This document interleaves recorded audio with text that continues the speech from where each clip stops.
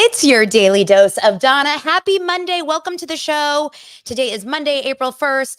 I was going to do an April Fool's Day trick for you guys, and then I remembered I hate April Fools. Is there ever like a worse holiday? I know some people really love an April Fool's holiday and just like a prank. I'm so not into it. I find it annoying. I find it like a struggle, but also, I just want to let you know that Craig and I are officially getting married.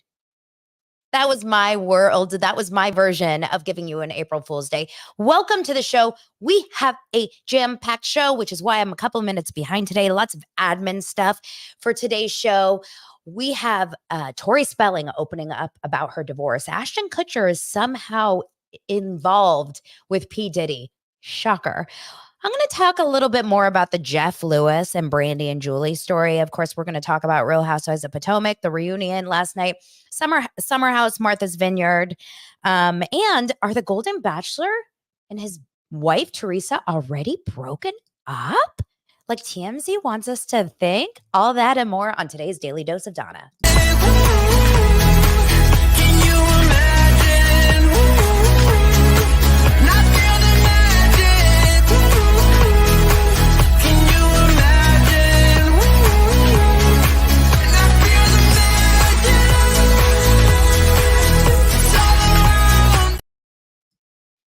Hi, I'm so happy you guys are here with me today.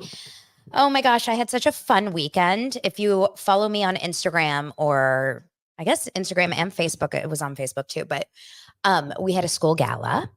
So every year there's like a big, silent auction and gala at a beautiful hotel. Dancing, speeches, food. There was a magic situation. We had so much fun. That was Saturday night. Yesterday, we celebrated Easter with the kids, and I put them on some scavenger hunt around the house. This was a genius move. Actually, my hairdresser, she told me about doing this, and I didn't even realize that this was an option. But if you go to Etsy, because I was thinking about doing an Easter egg hunt, but I'm like, really, do I just need these kids to just eat so much sugar all day?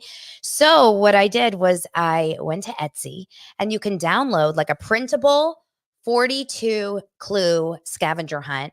And you have to be very like, this was a hard thing for me to do, to figure out exactly like where to put all these things in the eggs, but it tells you like what room to put it, what hiding place.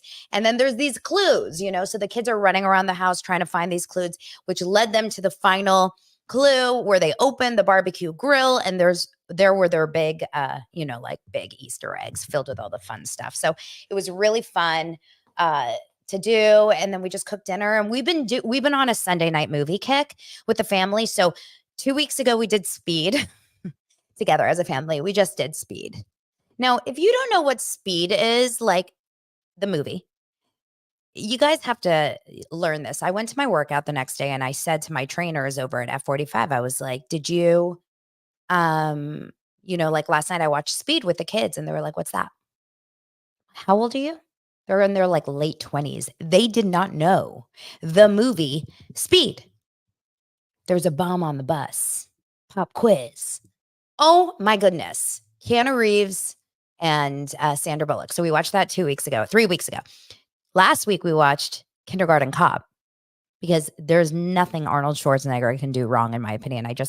He cracks me up. I don't know. There's something. Have you guys heard this new I think it's a State Farm commercial where he's on it and he's like a good neighbor. State Farm is there. And they're like, no, you're not saying neighbor. You have to say it again. He's like, neighbor. Oh, there's just something so funny about Arnold Schwarzenegger. I watched his documentary over the summer when I was in Israel, and I think it was on Netflix. I can't remember now. It's like a 3-part documentary or 2-part. It was so amazing. I just think he's a really incredible dude. Apparently he has a podcast, and my sister listens to it, and it's like short little episodes, like motivational episodes. And I may have to listen to it, because anything Arnold, like, I don't know. I just want to laugh. I like him. Then last night we watched National Treasure. And I'll tell you a couple things about this. Number one, it did not hold my younger's attention, which I thought was pretty surprising. The older one's more into it. He really likes history. He likes like the whole, I don't know if you remember this movie with Nicolas Cage, but like they have to steal the Declaration of Independence and this and this and that. Oh my God. Debbie says, it's not a tumor. And Andrew says, to the chopper. Oh my God, why is he so funny? Like there's something about Arnold Schwarzenegger that just, okay. So National Treasure would have been better if Arnold Schwarzenegger was the lead. Like I just want Arnold Schwarzenegger to be the lead of every movie of the 90s. So anyway, we watched, or I don't know, maybe that was the 2000s. We watched a little bit of National Treasure. Today, my older son went on a school trip. He's gone for a couple days. And then we're actually going to the desert at the end of this week. So there may or may not be a Friday show. I'm going to keep you guys posted. I'm going to keep you guys posted. Oh my gosh. I just remembered something else I want to talk about today. I hope you guys have some time today because we're going to be hanging out for a while. Thank you everyone for the new subscription, this new subscribers. I really appreciate it. You know, YouTube is becoming a challenge. I find lately every single day. I find it like a little bit frustrating, the lack of growth on YouTube. And I'm really, really bummed about it because I want to grow faster and the views are good. My views are good. But the problem is so many of my views are not subscribers. And I want more of you guys to subscribe. So make sure to subscribe if you haven't already. And let's get into the show. I do want to give you guys a heads up. I've got a lot of sponsors on today's show. And this is something that I'm going to tell you right off the bat is how I'm able to do the show on a daily basis because it's a business, right? And we appreciate these sponsors. So just remember that and stick with me through it. And if you're watching on the later, you know, you can do whatever you want. Let's start with our first sponsor of today's episode, and that is BetterHelp. Daily Dose of Donna is sponsored by BetterHelp. Just remember, therapy is something that I am a huge proponent of. We're going to talk all about it when we talk about the Summer House after show, which I can't believe I didn't even remember to mention in the intro, but we're going to talk about that in just a second. What's the first thing you would do if you had an extra hour in your day? Go for a run, take a nap, read a book, show up for a friend, go on Summer House. A lot of us spend our lives wishing we had more time. The question is, time for what? If time was unlimited, how would you use it? The best way to squeeze that special thing into your schedule is to know what's important to you and make it a priority. Therapy can help find what matters to you so you can do more of it. If I were you, I would highly consider going to BetterHelp therapy for anything, but specifically to figure out what really lights you up inside. What lights you up? Visit BetterHelp, that's HELP.com/Donna, DANA, today to get 10% off your first month. That's BetterHelp, HELP.com/Donna, DANA. Learn to make time for what makes you happy with BetterHelp. Okay. The show is also, and I'm really excited about this sponsor, you guys. I get a lot of really great sponsors, but this new sponsor sent me a care package filled with hair care, like beyond. So shampoo, conditioner, hair oil, glossing detangler, a leave-in conditioner, all of the, like so many things. And that is, and I'm going to try to multitask here. That is Lola V. And that is award-winning hair care by Jennifer Aniston. You guys, Jennifer Aniston. I just want you guys to, imagine being, working and putting things in your hair that award-winning hair, like genius Jennifer Aniston. You know how iconic Jennifer Aniston's hair is this. Imagine this. Jen got tired of the same old struggle we all face, choosing between hair products that work and ones that are actually good for us. But now that dilemma is history. We all put our hair through the ringer, coloring, heat styling, stress, aging. The list goes on. Over time, it takes a toll. That's why it's crucial to have products that not only repair the look of the damage, but also shield your locks from future harm. Enter Lola V. Clean, plant-powered products for every hair type and texture. And here's a treat for you guys. You can get 15% off your entire order at lolav.com. Just use code Donna, DANA. At checkout. I mean, if you're taking hair care advice, why listen to anyone besides the woman who gave us the Rachel? So a lot of people in the comments wonder, if you buy her hair care, will you look like her? And the question is, try. You never know. I don't have an answer for you. So unlock Jennifer Aniston approved hair at LolaVie.com. As our loyal listeners, you'll get an exclusive 15% off your entire order when you use code DANA, D-A-N-A, at checkout. That's 15% off your order. And I'll have all the links below. Look how, she just puts it all in. I got that entire line, you guys. Every single thing you see on the screen, they sent it to me. I was stoked. And my hair just looks like that every day. Look, we're the same. Hold on. Let me get more on par with her. I look like Jennifer. Okay. So, thank you guys for sticking with that. We'll have another round in just a bit. Let's get into the stories. Should we just get Jeff Lewis out of the way? I know Shannon Bedore was on Jeff Lewis this morning. I have not listened. Apparently, it was a really tricky episode where he was grilling her hardcore about the DUI, but obviously I'm going to have to listen to that because it's Housewives related. I have no idea specifically what today's episode was, but I do not believe that he mentioned the Brandy and Julia of it from what I'm seeing. And if he did, you guys let me know. Now, last week, I mentioned that Jeff Lewis talked on his show and then his after show with Dr. Donna that he was done. He had Dr. Donna and he had Justin Martindale and MJ, right?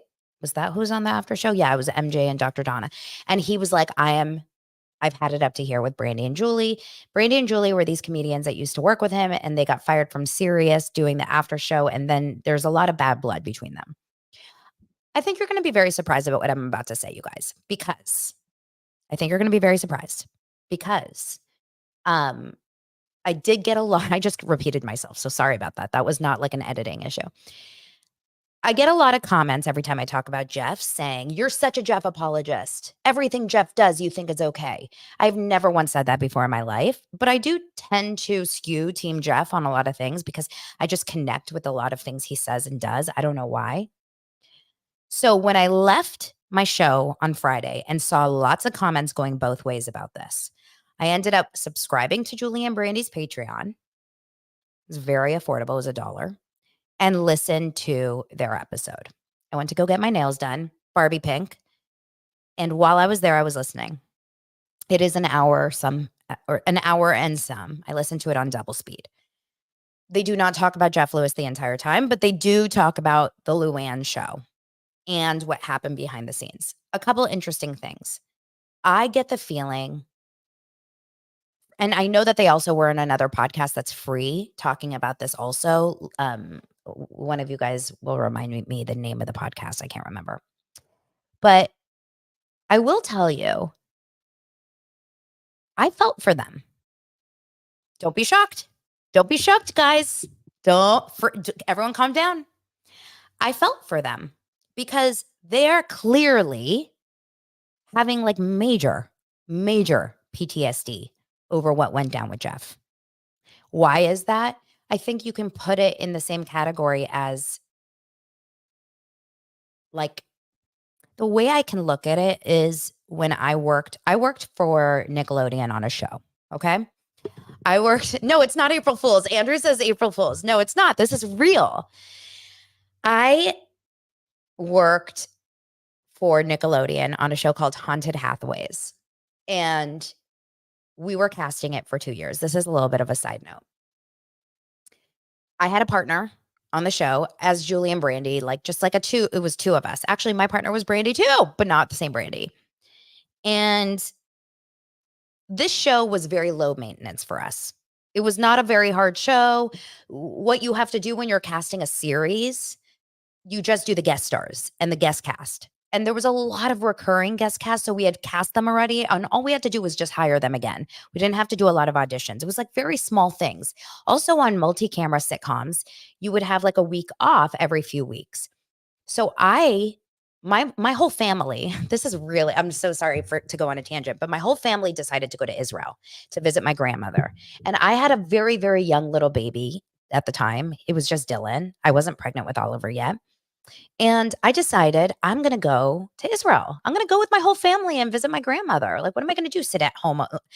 Lance, I remember Lance was out of town for work. And I was like, I'm not going to sit here all alone when my whole family's gone. I'm going. Talked to my partner. She was like, I'm going to handle it all. So I didn't go. I got a call while I was in, Israel from the executive producer, just livid with me. How dare I leave, even though there was no work to be done? We eventually lost the job. That will always remain. The reason why we lost the job, I don't know. I'm sure it wasn't just that, but that will always remain like such a triggering um, experience for me. It gives me such anxiety to think about that time. Maybe it's because I know I did wrong. Just going to say that. Like, I don't think I was fired. We were fired only because of their own issues. I think that we contributed to it, which is why I do believe that Brandy and Julie have PTSD. I really do believe that they know that they were responsible for a lot of their firing. I do. This is my opinion. Okay. I think that they know that they effed up, which is why after the firing, as Mark says, Brandy wrote Jeff a 3-page letter apologizing, right?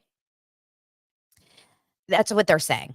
I don't remember Jeff ever mentioning this letter. I don't. So who knows? But the point is that they are clearly so hurt by this scenario that it sounds like the idea that they were going to see Jeff at Luann's show that week, it was enough to I think it took over their brain for a week. They mentioned this a bunch of times. I think that they were so insanely consumed with the anxiety of having to run into Jeff at this event. Brandy said she was an anxious mess all week long. So Jeff is taking up a lot of their brain power right now, or their brain space. They are in severe PTSD with the Jeff Lewis thing. Whether or not, that makes sense to you or not, it doesn't matter. It's just what it is. They went to go see Jeff. They went to go see Luann and they ended up seeing Jeff and they had a weird night, right? Like it was all weird. Not only did they run into Patrick and Paul and ignored each other, then they they felt like a little bit awkward because they were seeing all the same people. And then they ended up sitting on the same row as Jeff, like right next to Jeff. I believe Heather McDonald is also very much an active part in this story behind the scenes because she doesn't like Jeff. So, when you're surrounded by people that kind of build you up with this anger, I think it's all kind of being built up back there.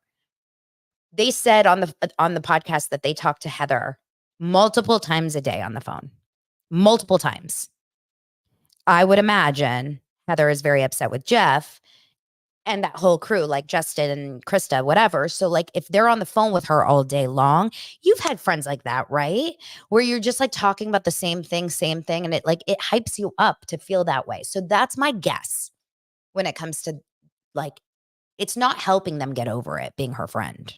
I don't think. I think that being her friend, maybe it feels like there's power in numbers or you're commiserating with someone that's going through, it's like a trauma bonding thing. But in my opinion, I think that being her friend and talking to her multiple times a day is probably creating more of this angst and the stress. And it's really interesting about Katie and Ariana. Yeah, it's what Lala was saying about being friends with someone like Katie Maloney. It's it forces you to have to re-injure yourself when you're talking to someone that is still upset about something. You can't move on. And so my guess is that they're all kind of stuck in this angry, upset, hurt place, which makes sense why they are, but they can't get out of it. And on this podcast, on this Patreon, they do talk very negatively about Jeff, very negatively. But I understand why, because I don't think that they have and I'm not a doctor, so obviously, but I just don't think that they're surrounded by the right people to help them get out of it. I have a feeling that they're surrounded a little bit by people that are just egging them on to still be upset because it benefits the people around them that hate Jeff. It benefits everyone if we all hate him together. Does that make sense? Okay. Now, I think I think I understand their anger and their frustration. I really hope Jeff does not sue them. I hope he just lets it go and moves on. I don't think it will help anyone, and I don't think anyone can listen to Brandy and Julie and be like, "Oh my God, Jeff is a horrible person." I think if you feel that way about Jeff, you've always felt that way about Jeff. I think this is the way. You're not going to change people's minds. I don't think nothing I say will change your guys' mind about anyone that you like or don't like in this like world, right? And nothing it's kind of like politics. Have you ever tried to argue with someone on the other side of the political spectrum as you? Like if someone tries to like tell me that no, this is why you should vote this way, but I don't believe that. It doesn't matter. You're talking to a wall. So that's just the truth. That's honestly what I think. Josh says everyone should try Tom Sandoval's breathing exercises. It looks fun. Okay, so let's do it. Let's do it together, okay?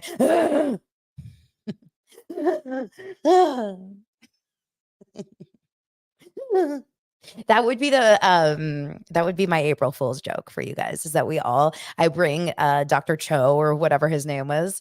I bring him here and we have to do breathing exercises together, and we have to live stream it. Everyone, like, we have to go on a Zoom and do breathing. That's actually going to be our next happy hour. Our Patreon happy hour is going to be the breathing exercises.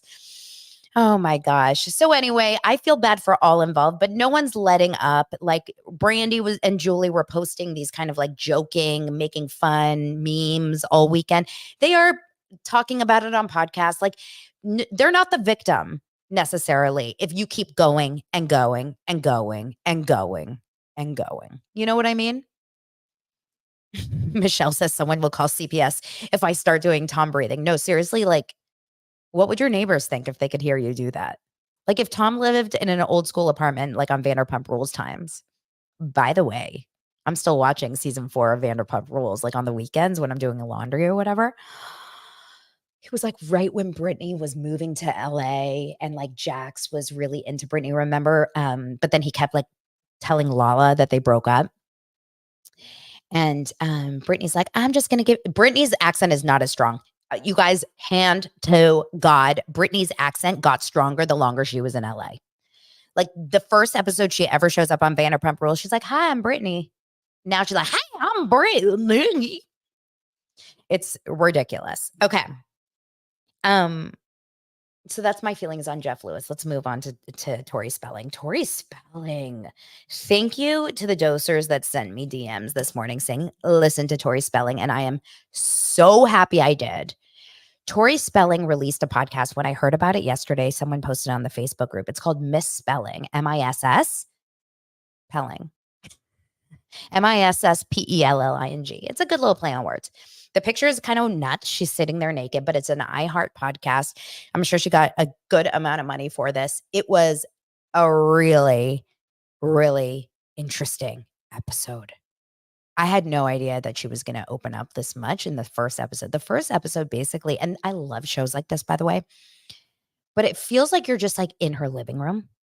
This is the best kind of a podcast when you feel like you're just kind of hanging out with someone rather than like, today on the podcast, we will be talking. I like a serious interview type of podcast. I just want to hear her like hang with her friends and talk about life. So she's talking about the episode opens up with her saying like, "Oh my God, I cannot believe it. I have to call Dean." The podcast, she recorded the podcast on the day. So this was on Friday. I think it was Friday that it was announced that she was filing for divorce after 18 years of marriage to Dean. Now, allegedly, or apparently, according to her, she needed to file first for a variety of financial reasons or whatever. And the lawyer said, go file. She didn't give Dean the heads up because she probably didn't want him to race to do it first. And then she came out of, she filed, and then the attorney called and said, it's public record. It's getting picked up.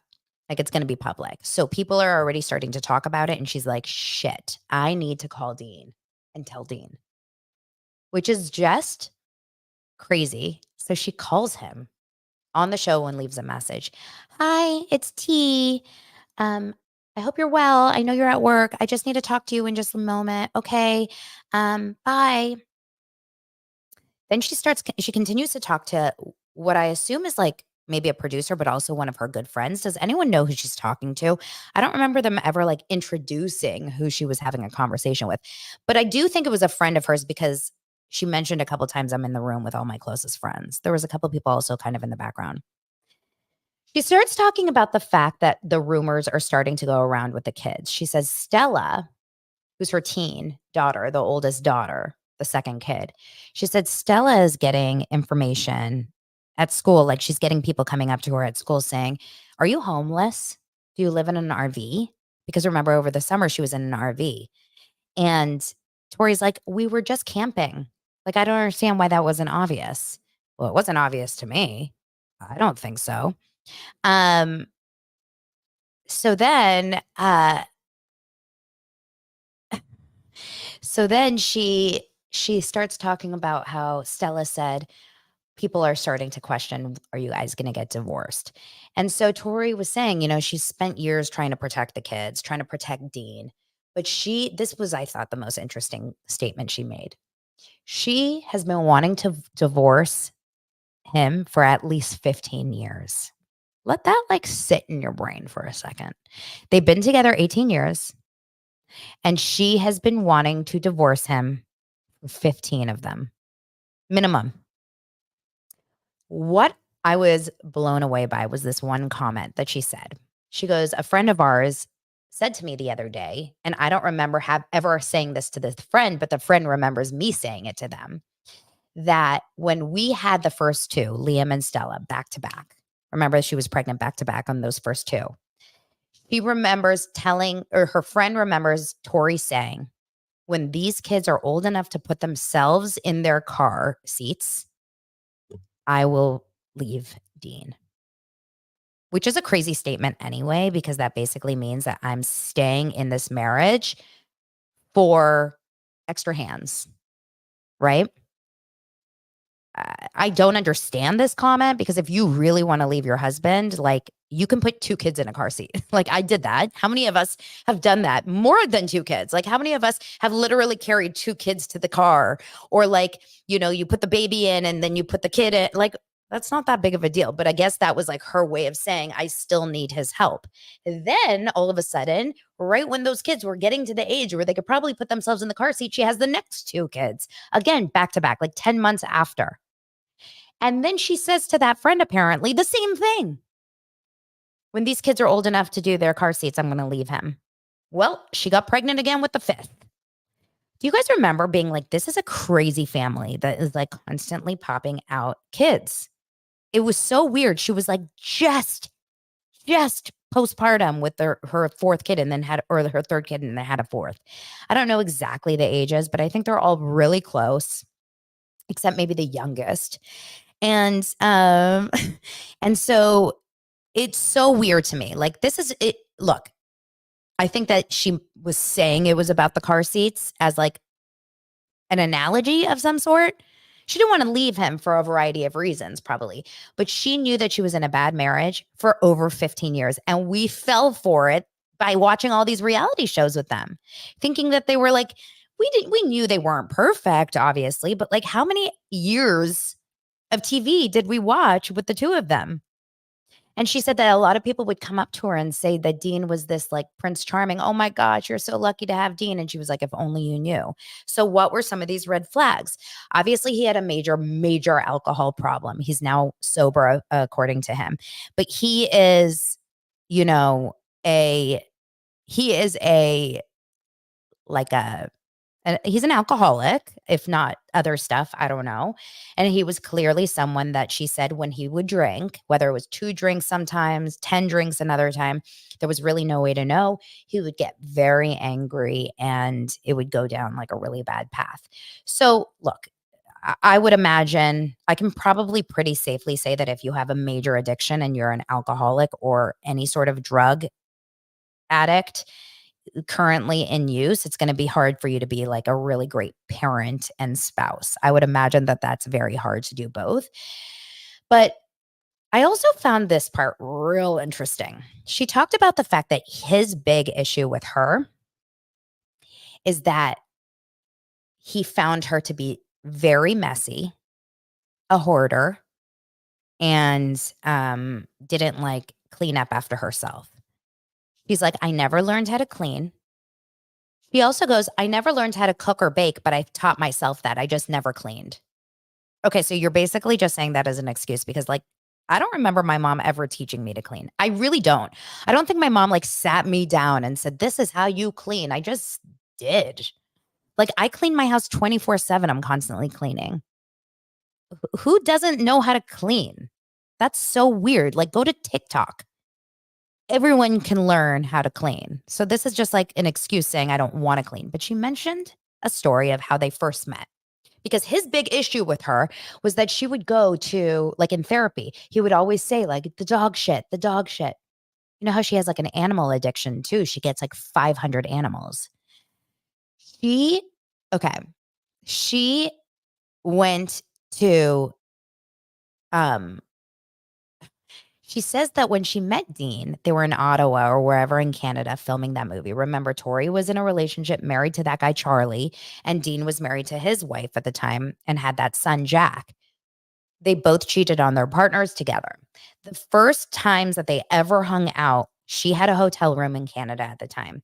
He goes, she came to Tori said he would come into my room and he would see it under this condition: suitcases open, clothes everywhere, and shoes covering the entirety of the suite, with just a path for us to walk our way to the bed to have sex. The dogs would defecate on the clothes. This is how he met me, she says. And I honestly wanted to vomit. So Tori Spelling actually probably is the most disgusting. Like, she probably, think about it. If she's saying this like publicly and like matter of fact, like, this is who I am. You married me. I have a feeling her house is disgusting if she doesn't have it cleaned, because she says, I don't clean. She has 5 kids. She has 400 animals of all different sizes and shapes and like birds. And you guys remember watching the shows? Like, there's like chinchillas and stuff. Oh, I can only imagine what that smells like. If you're letting your dogs poop in your hotel room on your clothes, what's happening, you guys? There's something wrong there, right? There's something wrong. Okay. Now, is that a reason for him to divorce her because literally she's messy? No, that's something that you should know when you marry someone. Like, you kind of can't change those habits. I mean, people do change, but I don't know. But she says that that was the least of their problems, but he would always bring that up. Now, meanwhile, the phone rings while she's recording the podcast. And it was a little triggering because that's my mom's cell phone ring. And I was like, Mom, I got like a little. They get on the phone and you don't hear Dean. She's like, hello? Her voice gets like all of a sudden so high with him. It's so weird. Hello? Hi. I'm good. How are you? Yeah. So I just want to let you know it's done. It's filed. It's just like a one sheet. It's just like a formality. Yeah. No, I had to. Yeah. I mean, you're just kind of hearing, it doesn't sound like he's mad. It doesn't sound like he's angry. It doesn't sound like he's shocked. It's kind of like, okay, cool. I guess he saved $500 in the process. And then at the end of the conversation, she goes, I'm sorry to tell you, I know you're at work. Okay. I love you. And hangs up the phone. What's going on there? Now, she hangs up the phone and she's like, oh my God, I cannot believe that happened. I cannot believe that happened. She built up this like crazy conversation, but it didn't feel in any way like a stressful conversation. She's like, I hate confrontation. I was so nervous to do that, but it's done. Like, I just filed for divorce from my 18-year-old, my husband of 18 years. And she's like, I can't believe that just happened. I can't believe that just happened. And then she says, I've never felt so alone, and starts to kind of tear up. And she's like, I've never felt so alone. And I'm in a room with all my friends. And all of these like yes people in the background are like, yes, you're not alone. We have your back. We love you. We have your back. It was like a lot. It was a lot to listen to. I mean, it was like interesting. And then she goes into like how she grew up. She's like, I grew up reading scripts of my dad's, playing the characters, like knowing that when I get older, I'm going to produce, I'm going to this, I'm going to that. Like I need more of the podcast. It was only part 1. It kind of just ended like in the middle of talking about the divorce and everything. I need more.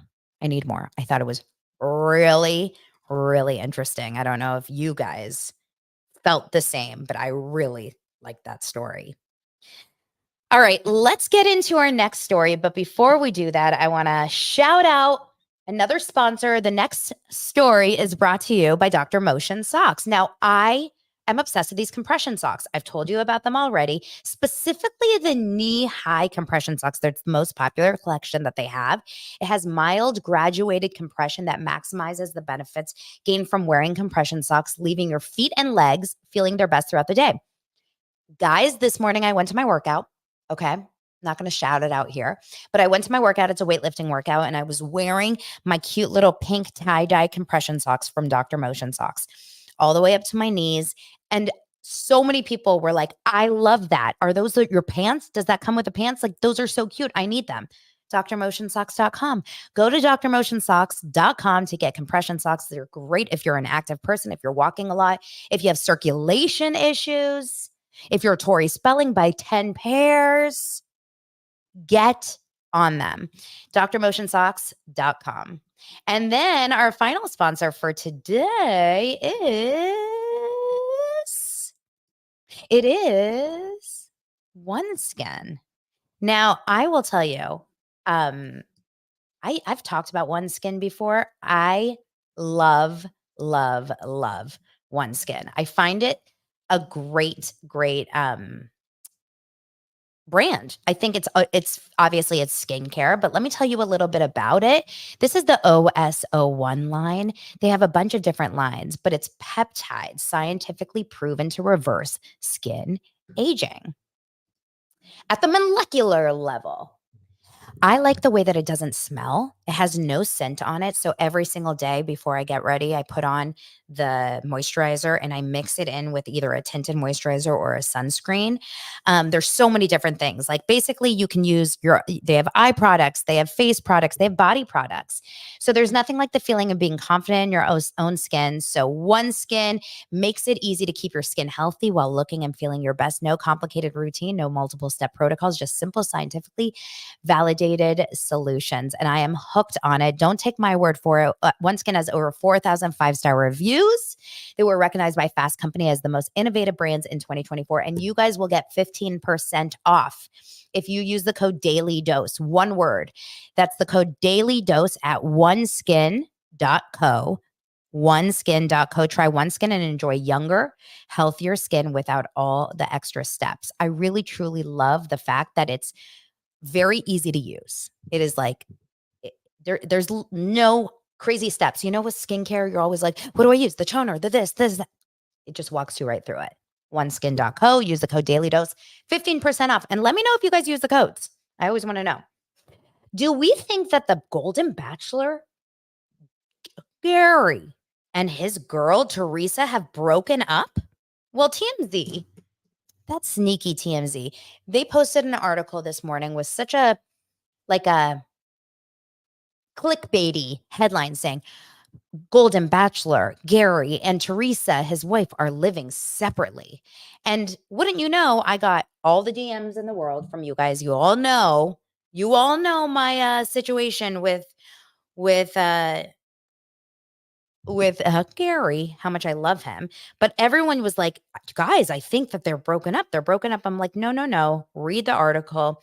They are living separately, but they are completely still together. So they have to figure out, and I would imagine that this is very, very complicated. I don't know why they're not talking about this before they, start dating and get married.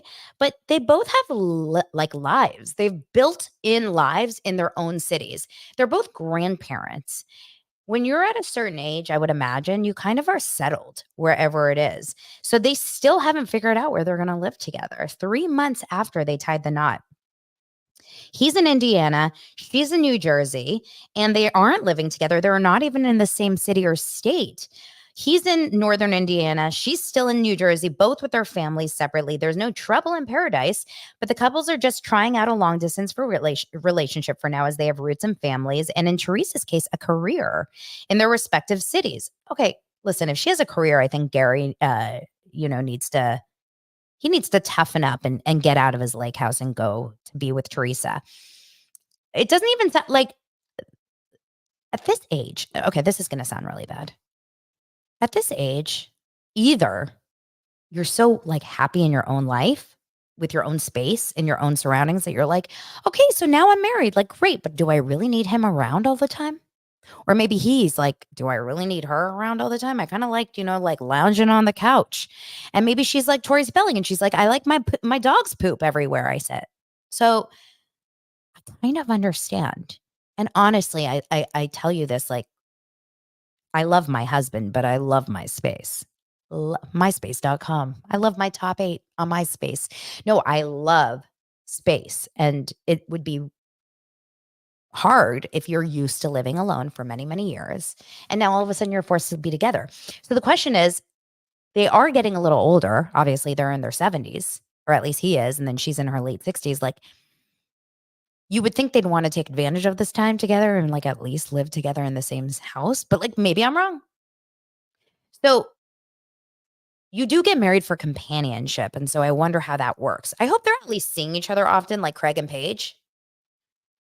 Craig and Paige see each other like almost once every week. So like, I hope they're flying a lot. I just think that's got to be unhealthy too at their age to constantly be on a plane. How far is Indiana and New Jersey in terms of like, could you drive? I have no idea.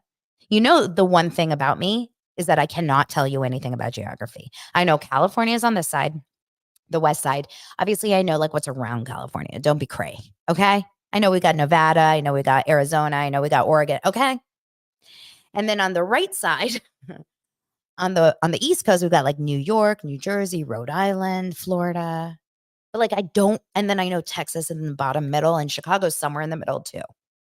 Well, and I know Wisconsin's above Chicago because I do know that. Interesting. Okay. I'll have to figure that out. Let's see if they should drive together.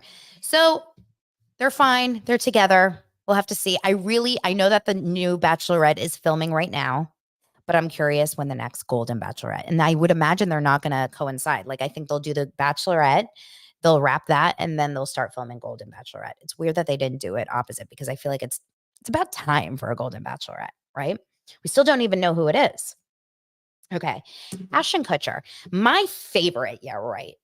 Ashton Kutcher really turned a lot of us last year with the Danny Masterson. If you don't remember, we talked about this when Danny Masterson was getting charged for multiple cases of rape, etc. And it was that big, court case, and he ended up getting sentenced to 30 years minimum to life. Crazy, crazy. I mean, like, good, but crazy. And we remember that all of the character letters were unearthed and opened, and everyone that had written Danny Masterson, character letter was getting exposed. This is after so many women had come out and said, that he had basically assaulted them in many ways. Ashton Kutcher and Mila Kunis's letter was the wildest that we had seen. And if you guys lived under a rock, you remember that the world was like, what the actual F that Ashton and Mila stood up for this guy and wrote him like a beautiful character letter about what an amazing guy he is, what an amazing dad he is, to lessen his sentence. And then what they did was the most idiotic thing ever, which was immediately go and film a video of them in their backyard looking like depressed and sad in Mila's face. Do you remember? Like, she was so mad at Ashton, and they essentially apologized for writing the letter, but it didn't come off well. The video made it all worse. If you remember, it wasn't a good look. So they've been super silent. I'll see Mila out and about in LA here and there. And I know her kids go to school with some of my friends. So like, I know she's around as a mom, but I do not believe like we have seen anything of them in public. No award season pictures. I think he went to some like work event, but I have not seen a lot of press on them. So they've been kind of under the radar. So lucky for Ashton, his name gets right back into the press today. And why? Because he's expecting a subpoena over Diddy's sex trafficking probe. Why is Ashton Kutcher so interconnected with such bad guys? You know my feelings. I've talked about this at length in the past. It says that Ashton Kutcher, according to Daily Mail, is expecting a subpoena over good friend Diddy's sex trafficking probe as his wife Mila Kunis bans him from speaking to the rapper months after the couple were slammed for supporting convicted rapist Danny Masterson. They've been friends for decades. Diddy's 54, Ashton's 46, but the former Punk'd host will not be commenting on the scandal, with insiders claiming his wife Mila has forbidden any contact. There is no way in hell Ashton or Mila will be showing any sort of public support for Diddy right now. No shit. Sorry, but no shit. That's literally as Michelle Schwartz said, remember on Buying Beverly Hills, business suicide. You do not in any capacity stand up for a guy like P. Diddy at this point. I don't think you can. No, Ashton is not 54, Josh. Diddy is 54. Ashton is 46. Let's see. Regardless of Ashton's long history with him, he has distanced himself from Diddy since Cassie's lawsuit, and even more so in the wake of the new ones. Mila will not let him be in any sort of contact. I would imagine that things are very, very tense in the Mila and Ashton household. I would imagine that they have lost a lot of, I mean, I know Mila does the voice on Family Guy, and I think that that is like, like The Simpsons, like it's a show that never ends. I imagine she's still working and doing voices. I just don't know. Like Ashton probably has so much money coming in just from various like startups and business opportunities. I'm telling you, when there's smoke, there's fire. And if you're the sum of the 5 people that you're spending the most time with, and Ashton Kutcher was spending a lot of time with Danny Masterson and P. Diddy, just saying, I have to say, like, you do want to question, people's circle, like whoever P. Diddy was really close with. I can't imagine that they're just completely like, now the question is like, why isn't Kanye being taken down right now? Like if of all people that should be like attacked for anything right now, I feel like I want Kanye to be like the focus of all these probes.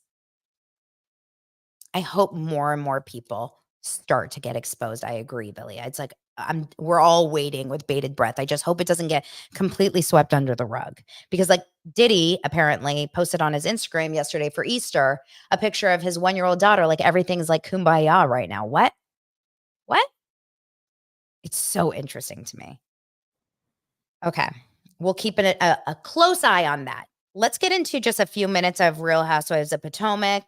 This was an interesting way to enter a reunion. We never watch a reunion already knowing who's not returning next season. And this was really strange. I would say that it was exposed, or the news was released, that both Robin and Candace are no longer going to be on the show before the reunion even aired. I would imagine they got fired after this reunion. So something happened in this reunion that solidified this. And I'm getting the vibe already from watching this first episode. The reason is the show cannot go on with 2 people at such odd ends, at such odds. There's no hope for a reconciliation between Candace and Robin and Candace and Giselle.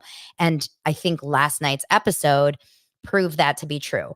Now, I think that the internet, the world is divided. Are you team, Robin and Giselle, or are you team Candace? I've always liked Candace more, although Candace can be a little bit tough. She's like not a very nice person out there. Let's be real, right?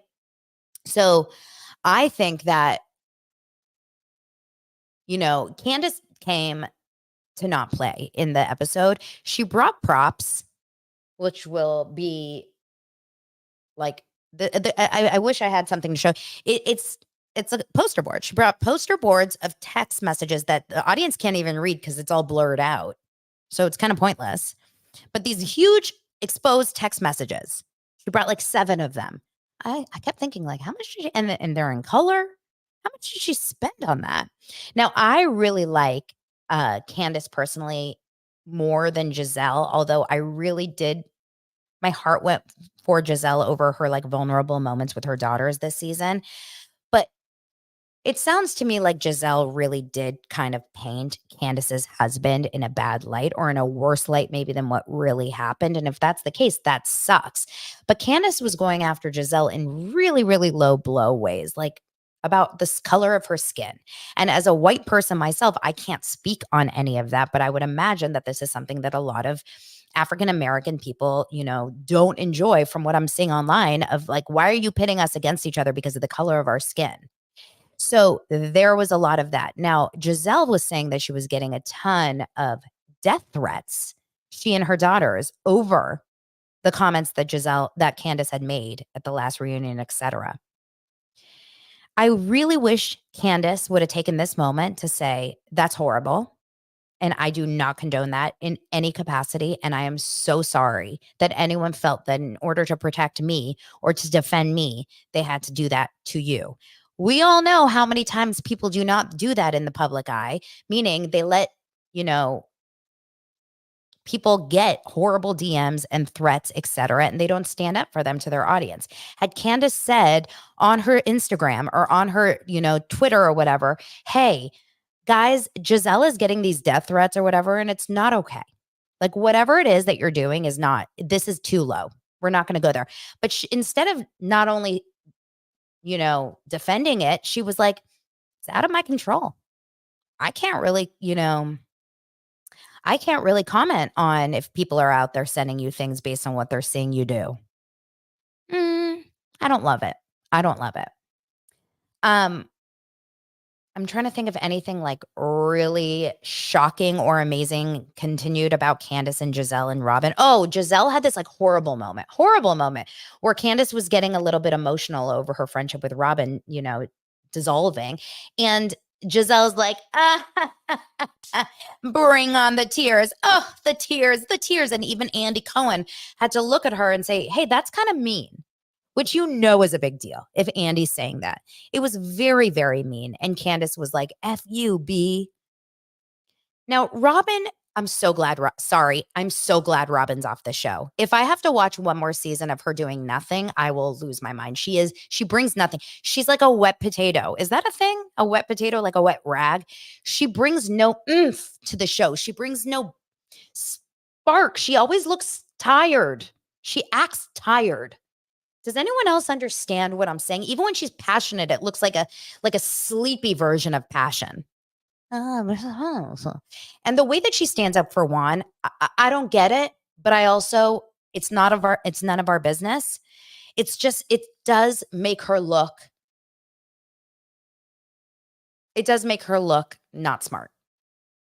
If you're completely like, if you're deleting every single thing on your phone on a daily basis and your spouse doesn't know your password, that's like a red flag for anyone. And she's like, he doesn't have my password. Okay, if you want to live that way, I just would not personally feel good about it if I knew that Lance was deleting every single thing off his phone every single day and not letting me have his password. It's not about checking. It's about the opportunity to check if you want to check. So that's weird, right? Laura says, remember when Juan used to complain how she stays in bed most of the days? Yeah, she does. You guys all agree. She sucks the air out of a room. She's exhausting. She looks like she's given up about everything. She doesn't have spark or fire. Yeah, it's a little bit like it's an odd housewife. It's not a housewife. It's like find a show on TLC. Now, I'm totally fine with Robin not being on the show anymore. I did find it interesting that all the husbands and like boyfriends and stuff, whatever, they're all coming to the show. Everyone except, of course, Ashley's guy, but that's okay because, like, ew. And Michael, like, I don't need to think about him and his foot massages. And then, of course, Juan decides not to come. And she's like, he doesn't care. He doesn't need to come. He doesn't even watch the show. Like, Robin, if something really went wrong in your life and like you really needed your husband, would he be there for you? I don't think so, but okay. The Gordon Mia thing is trippy. We were supposed to be just like so blown away by the fact that Gordon and Mia, like Mia filed for divorce from Gordon and they were separating. Remember at the end of the episode, they picked cameras back up, of course, and they showed us this like really, really in-depth conversation.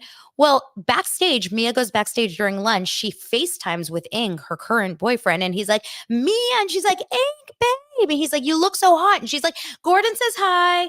And he's like, hey, Ink. And Ink goes, oh, Gordon, you're all wearing, look at you all in black. And oh, good to see you, man. Good. Oh, so we're just all friends. Meanwhile, Ink thinks that Mia's younger son, who I believe is 11 or 9 or something like that, my kid's age, could be his. And Gordon thinks it's his. And these two guys don't know who's the dad of their kid, but they're like, hey, man, you look good. What? We're missing something, right? What man? I'm sorry, but Gordon, like, this is kind of like a little bit of a emasculating look for you. Emasculating, it was a little odd.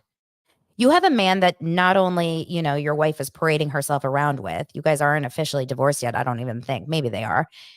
But he also thinks he's your kid's father, and you're like, cool with this?